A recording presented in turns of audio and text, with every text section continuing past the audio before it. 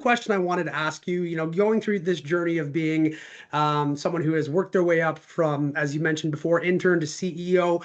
If you could go back and give, that intern that you were 20 years ago or so, give that individual a piece of advice with all that you know now, all that you've been through, what would that advice be?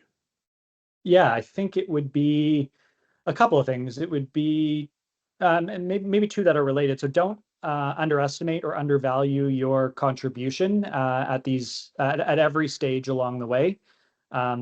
As I said, a lot of people don't stay with an organization long enough to see the impact they made. But there are things you are doing right now, and there are people who are no longer with Praxis who made an impact at a very junior level. Whether that's as simple as the template they designed or the great idea insight they put into a campaign for a client we're still working on is still being executed to this day. And so I remember being at a junior level. I remember doing some of the more busy work that I just described, parts of which will be replaced by AI at some point in the future, but not feeling like I was yet making an impact. And as I've now been through the entire journey, it's been remarkable to see all the different ways that I felt that I contributed along the way, and be able to see them as a leader in the organization now. Again, a process I developed 10 years ago still being the gold standard.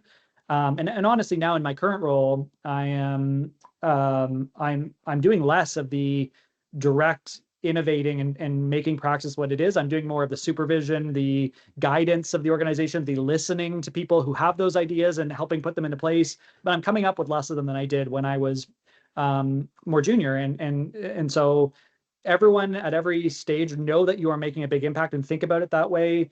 And on the flip side, I mean, I said there was two elements to that. That is trust yourself at every step, because I have been someone who at certain points doubted whether, when I was more junior, and I was going to speak up in a brainstorm with people very senior to myself, did they really care what I had to say?